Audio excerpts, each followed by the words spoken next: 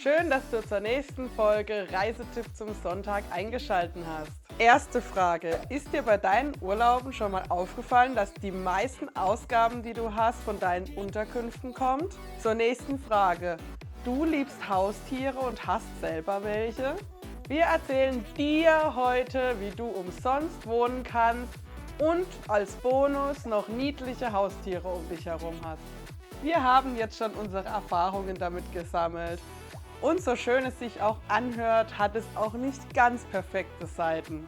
Wir stellen euch heute die Plattform Trusted House Sitters hier vor und erzählen euch die Vor- und die Nachteile.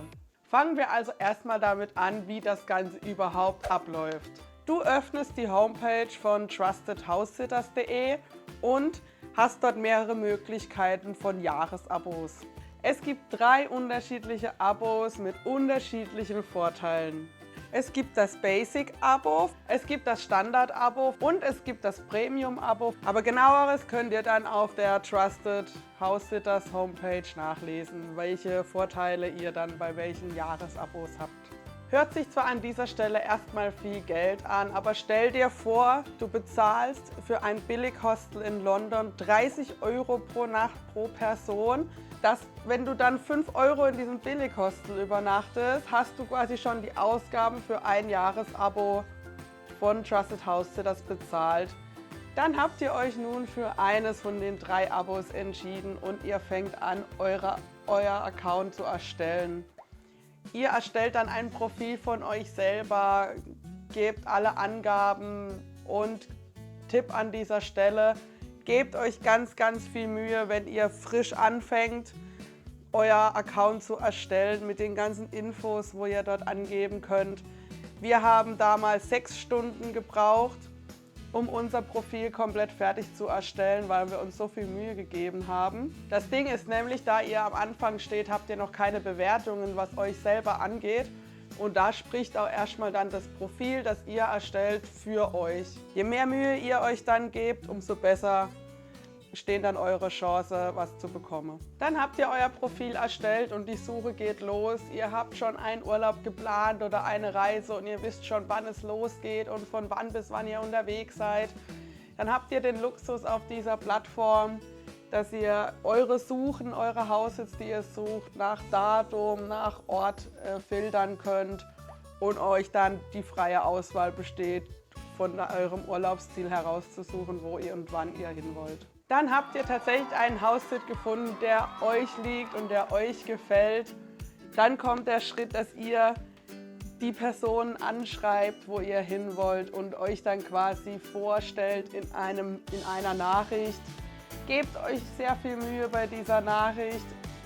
Ist auch wieder ein Grund, warum ihr eher genommen werdet, wenn ihr in den Nachrichten auffällt. Ihr müsst immer bedenken, es kommen je nachdem mehrere Nachrichten bei den Leuten ein und wenn ihr es dann schafft, aus den Nachrichten herauszustechen, ist der Haussitz sicher euer.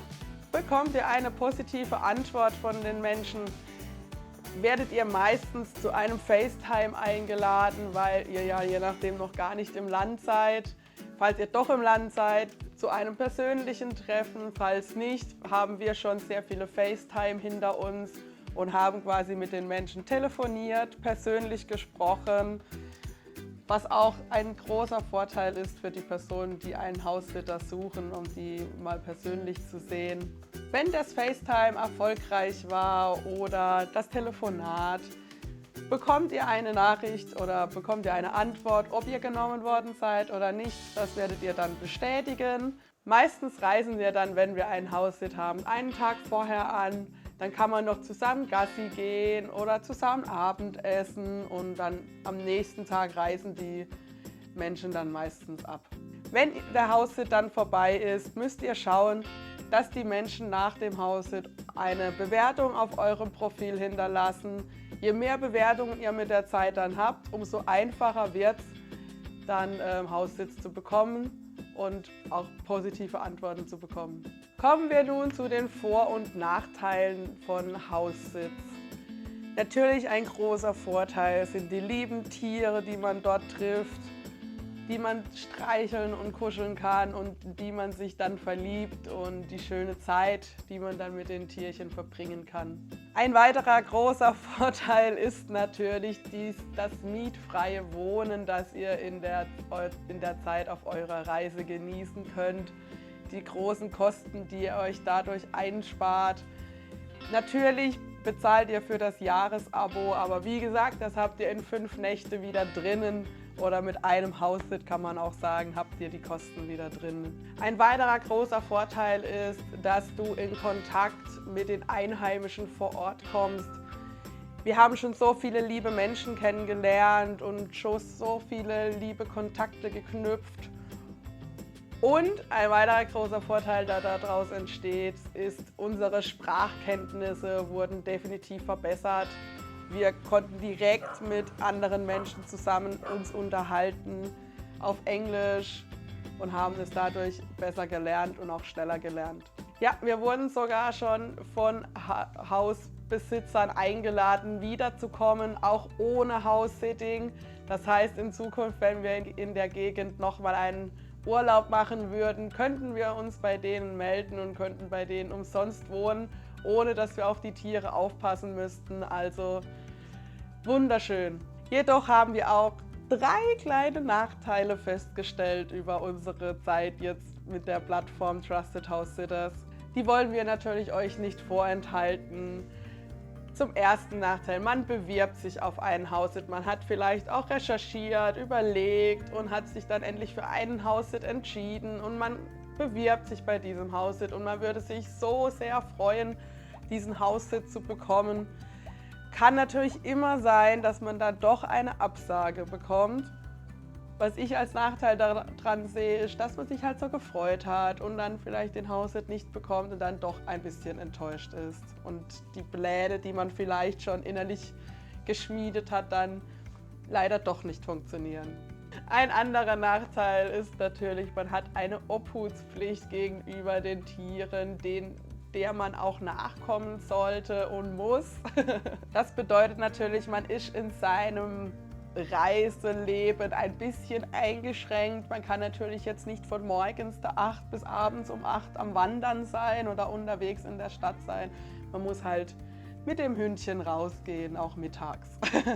Ein anderer Nachteil, der uns leider jedes Mal widerfährt und bestimmt, wir sind nicht die Einzigsten, man muss sich halt am Schluss von dem lieben Tierchen verabschieden.